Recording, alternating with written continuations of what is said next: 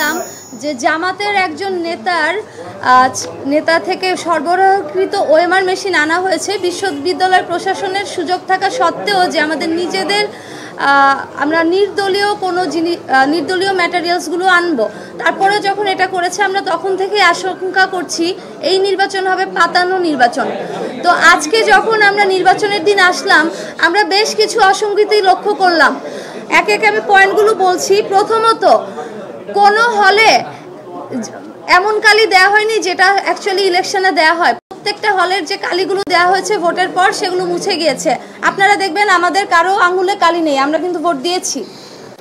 তারপরে তাজউদ্দিন হলে আমাদের ভিপি প্রার্থীকে ঢুকতে দেওয়া হয়নি এবং তার সাথে প্রচুর মিসবিহেভিয়ার করা হয়েছে। তাজউদ্দিন হলের আরও একটা অসঙ্গতি হচ্ছে সেখানে ভোটার লিস্টে কারো ছবি নেই। ছবি না থাকার কারণে আর সেখানে নির্বাচন 2 ঘন্টা বন্ধ ছিল।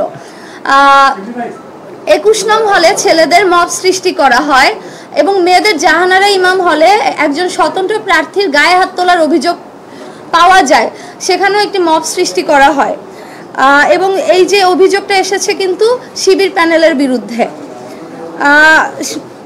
তারপর শিবিরের যে ক্যান্ডিডেট আছে মেঘলা, তিনি সাংবাদিক পরিচয় দিয়ে সাংবাদিকদের কার্ড নিয়ে সবগুলো হলের একদম রেস্ট্রিক্টেড জোনেও প্রবেশ করছে, যেখানে অন্য কাউকে স্পেশালি আমাদের যে প্যানেল আছে তাদের কাউকে কিন্তু প্রবেশ করতে দেয়া হচ্ছে না।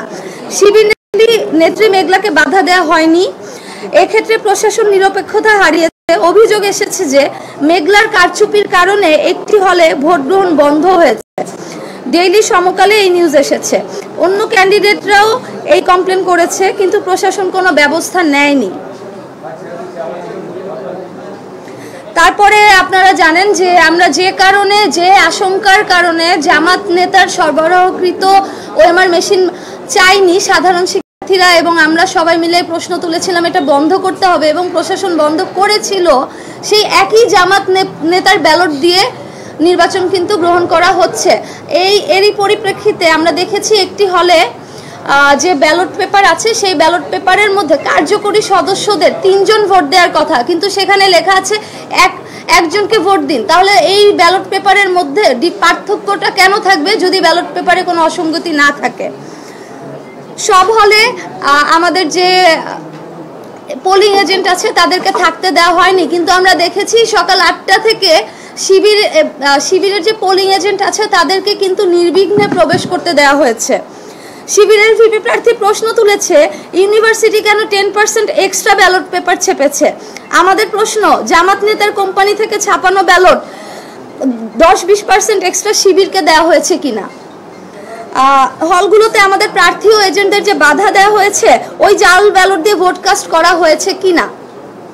আমরা লক্ষ্য করেছি মেয়েদের হলগুলোতে আইডি কার্ড চেঞ্জ করে করে একই মেয়ে বারবার ভোট দিতে গিয়েছে, কিন্তু প্রশাসন সেক্ষেত্রে নীরব থেকেছে। আমাদের যারা ক্যান্ডিডেট আছি তাদের বিরুদ্ধে শিবিরপন্থী সাংবাদিকরাও কিন্তু খুব মিসবিহেভ করেছে, মব সৃষ্টির চেষ্টা করেছে। সুতরাং এসব ঘটনা প্রমাণ করে আমাদের যে জাকসু নির্বাচন সেটা টোটালি ইলেকশন ইঞ্জিনিয়ারিং করা হয়েছে, কোনোভাবে সুষ্ঠু নির্বাচন হচ্ছে না। এটা একটা পরিপূর্ণ কারচুপির নির্বাচন, প্রহসনের নির্বাচন।